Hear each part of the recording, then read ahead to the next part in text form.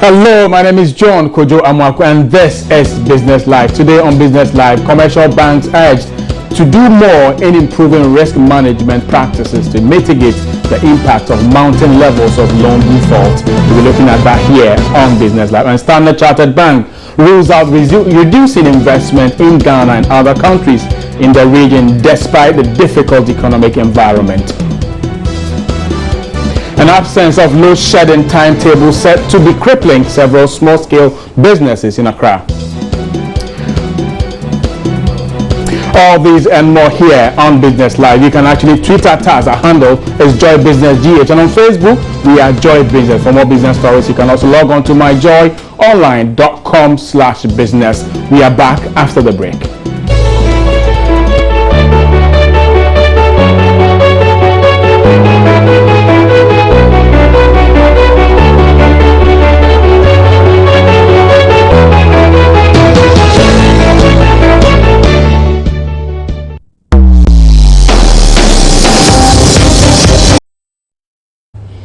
Welcome back. And in our first story, Managing Director of Stanbic Bank Ghana, Alhassani Andani, has urged banks to do more in improving their risk management practices. He says this should mitigate the impact of mounting levels of loan default in the banking sector. Both banks in the country are reeling under bad debts, that is, bad loans that are unlikely to be paid on time. The governor of the central bank, Dr. Abdul Nasir Isako, at the MPC meeting recently directed about 11 of such banks to recapitalize. Speaking at the launch of Stanbic's Achiever banking product, Managing Director Alhassan Andani said the situation could be avoided if banks are strategic in their dealings with clients. A performing loan is about understanding your client very, very well. The business cycle of your client, you've got to understand from inception, when they incur all the costs, through the transformation process into cash. If you understand that and you are working with the client, you'll be able to take them through some of the troughs of the business.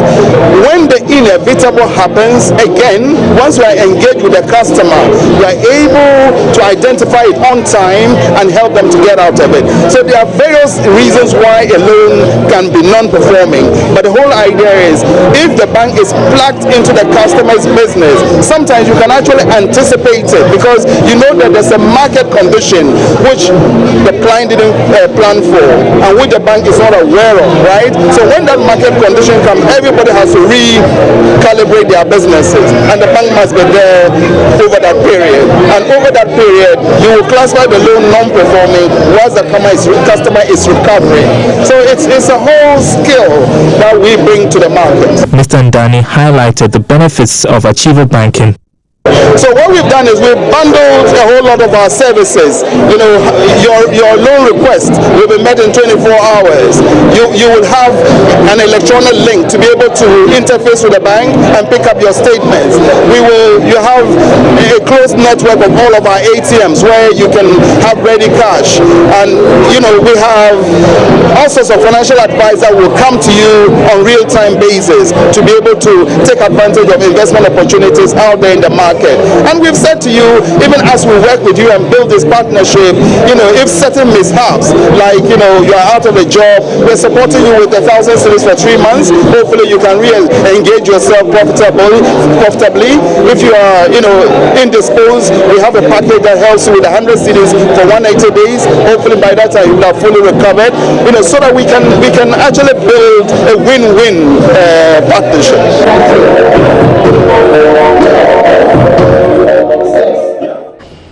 Alhassan Andani of Stanbic Bank. In a related development, Standard Chartered Bank has ruled out reducing its investment in Ghana and other countries in the region despite the difficult economic environment. The challenge has resulted in some giants in the financial sector pull out of the region, while some firms in Ghana are also set to be relocating to neighboring countries. But Regional Chief Executive of Africa and Middle East, Sunil Kaushai, says they are rather working to increase investment in Ghana and other African countries.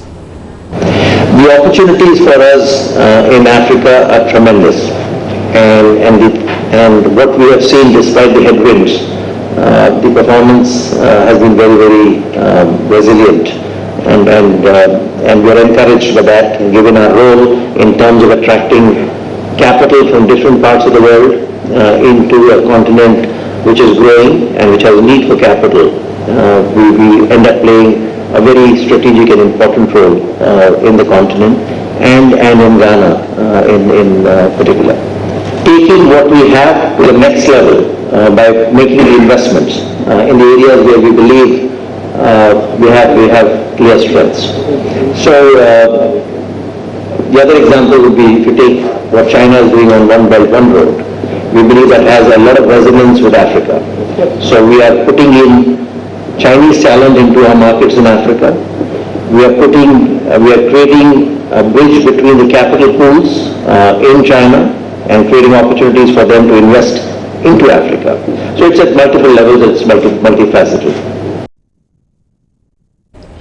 Now, failure by ECG to release a timetable for the current load shedding exercise has been cited as the cause of the current challenges small businesses are witnessing.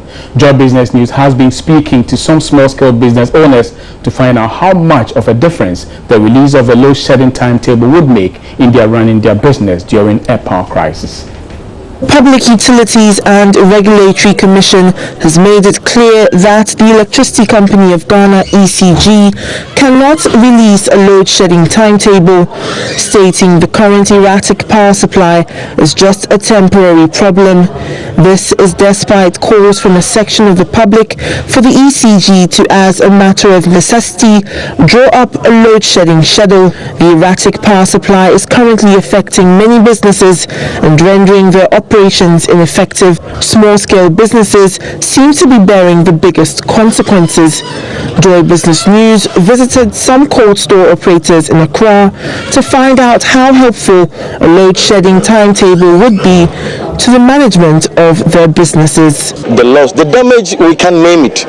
It's killing us. That's the reason why I'm saying something about the situation now. Because if it's not killing us, nobody will comment about this situation. Everyone to enjoy the light. We're not talking about those people are using in the domestic places. I don't think it's costing us, but we using for business. My sister is killing us. It's damaging a whole lot of things. We cannot say that, oh, this is that or that. You can see this is a fish and chicken product always supposed to be getting a normal temperature. So we're pleading on the ECG to help us. Some printing press operators also expressed their displeasure with the state of the power industry in the country.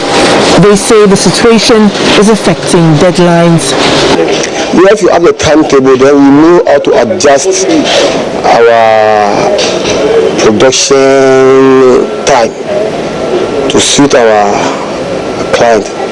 At least if you know we are not having light today, and you take an order, you can tell a customer, come tomorrow, come, but you know you can deliver. Assuming you are having about let's say 12 hours light on, you know what you can do within that 12 hours. So you also know what to produce within that 12 hours. So you can just tell a customer to come tomorrow for the job. And the government is saying that he won't bring timetable because it's not doing so, it's just a fault or problem. But because yesterday the light went off. We're supposed to have lights, but the light went off without our knowledge. So we have to work around 8 o'clock, from 8 o'clock to 4 a.m. this morning. This morning too, after we have worked, we are here working again. So if the government will do something about it, it will help us, we the press.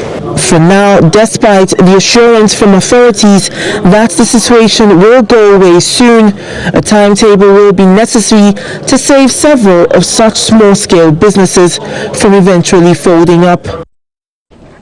Now to the corridors of the Exchequer, and the Finance Minister's decision to review targets set out in the 2016 budget has resulted in funding cuts for some areas. But which sectors witnessed this reduction, and what are the possible implications for the economy? George Rafi has more in this report. One of the areas that have witnessed some significant revision is the total compensation for public sector workers. Government is now looking at spending 13.7 billion cedis compared to the over 14 billion Ghana cedis projected in the 2016 estimates. Going through the supplementary budget also shows that from January to May, government has been able to keep within the spending target when it came to the total compensation and even wages and salaries. The amount of money that government is also hoping to spend on infrastructure projects have been reviewed down marginally to 6.3 billion Ghana cedis. Some economists have also argued that with the about 600 million Ghana cedi cut in oil revenue, projects and sectors like agriculture that draws funding from this sector might also witness some cuts. Total revenue and grants have also been revised downwards by some 149 million cedis to 13.8 billion Ghana cedis. However, when you look at government total expenditure for the first 5 months of this year, there appears to be some overruns, as government has spent a little over 2 billion cedis more than budgeted. Government is also projecting a little over 4% growth rate for the economy at the end of this year. This would mean that the economy could be worth 166 billion Ghana cedis by December this year. Meanwhile, the finance minister said Tekpe insists that the ministry will still meet set target under the budget. As we bring down, the debt to GDP ratio, as the GDP increases and we manage our debts, better, I think we should be able to bring the ratio is likely to go up slightly on account of disbursements before the end of the year, and also depending on the growth of GDP. Yes, I did. It was a slip. It was 4.1 or better. I did add a better because we revised it based on the level activity, the FPSO, and the sluggish. The first quarter, could have been better coming out of last year. But now that all those corrections are being made, and we are also restoring our ability to buy light crude and others, we believe that we should be able to perform better. I don't think that we overshot targets. It's just that sometimes it's very difficult to get some targets. Let me give you an example. Last year, for the 2015 budget, if we went strictly by the formula, the 7-year formula, 3 back, current, and forward projection, the price was $99. When we realized that we couldn't do $99, according to the benchmark formula in the PRMA, we went to Parliament and used a lower figure, as you are aware. If we were to apply the benchmark, which is 7 years, which was supposed to smooth out, we would have used 86 for the 2016 budget. Instead, we used 53, which was reasonable according to the IMF, and the markets and everybody, unpredictable. This is Business Live, and now some international business stories here. So those were some international business stories, and coming up next is Business Agenda.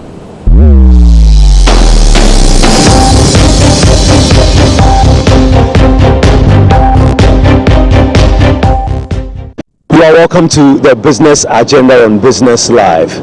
Today's agenda focuses on the agricultural sector, specifically how mechanized agriculture can be exploited to the benefit of the economy.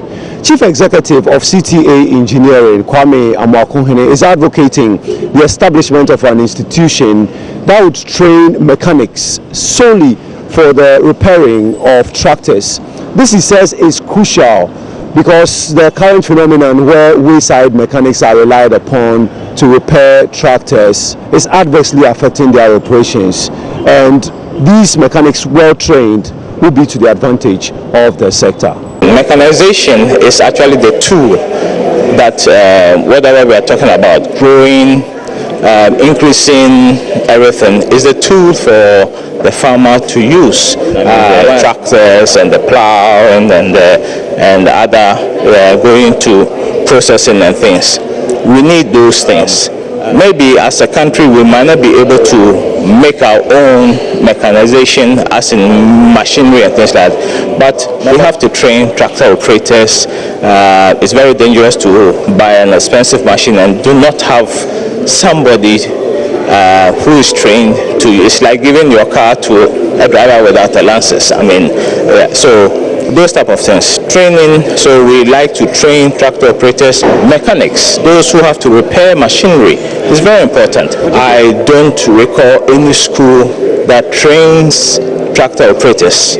I don't know where they do tractor technicians, they call them. So we haven't taken it seriously. If we have to increase agriculture, we have to take care of our tools. You cannot be a carpenter without your basic hammer and your saw and things like that. If you don't take care of your hammer and saw, I don't think you can be a carpenter. It's the same thing with agriculture. You heard the Chief Executive of CTA Engineering, Kwame Amwakohene. But what's government's response to this? Well, Deputy Minister for Agriculture, Ahmed Al-Hassan Yakubu, believes such an initiative would immensely benefit the sector, boosting yields. But according to him, the private sector is better placed to initiate such a project. And he's promising government support for those who take advantage of such an initiative. We are transitioning to agribusiness where the agriculture is getting commercial. The habits that we had when we are at the other level must obviously change. Every single lapse in the value chain must be seen as an opportunity by the business people to invest in strengthening that knot so that the agribusiness mode could really be achieved. And so if somebody has identified that to be a weakness in the mechanization front and wants to set up, if I say, a service center to fix tractors and service tractors so that they could be more efficient in the field, it's a laudable idea, and we'll be very happy to see that going. Note that for this, even the Ministry of Agriculture has moved from, has tried to establish a number of mechanization centers across the country, exactly to deliver the same service that is described. The difference being that government will not, or is not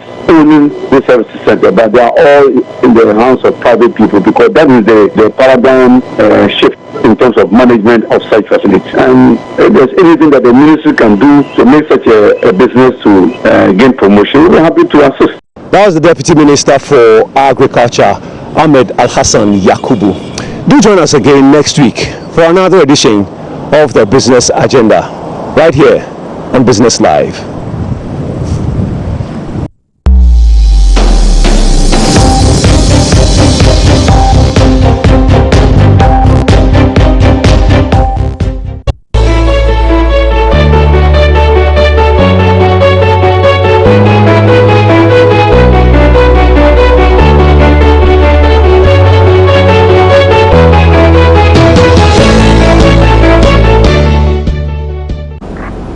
Now time for the interview of the day, and government is promising to factor all concerns raised over the Economic Partnership Agreement EPA in its final decision on the deal. The country has already signed an initial agreement with the European Union, which earlier this year threatened to impose high tariffs on import to its market if Ghana and other ECOWAS countries failed to sign the agreement by October.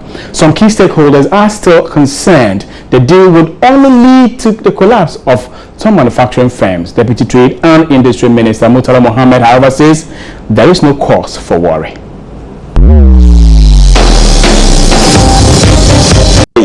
Whatever the case is, we are looking forward to reaping the maximum benefit for our people, maximum benefit for our businesses, such that when we get into such an arrangement or such agreement or contractual obligations with the European Union, we wouldn't be affected. And that is our concern. The question really was, how close are we to signing? Very close, very close.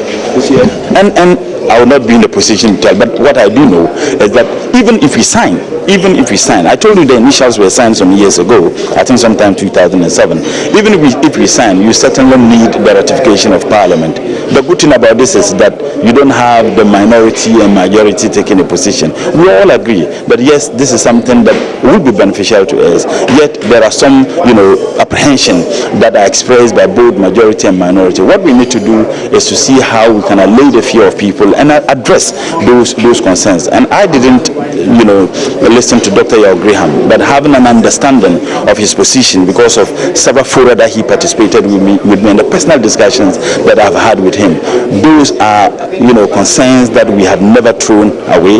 They are concerns that we have always factored into our negotiations with the European Union. And I am very optimistic that at the end of the day, whatever we do is going to be beneficial to us. The strong point was that hasten slowly. For instance, some are of the view that we're going into an election. I don't think we have. I said that this whole debate, lingered on, and even when I was the Secretary General of the All Africa Students Union for 4 years, we were deeply engaged in these discussions. We were deeply engaged in these negotiations as a people, as a continent, and most importantly, as a country. I think sometimes our positions are hugely emotionally driven.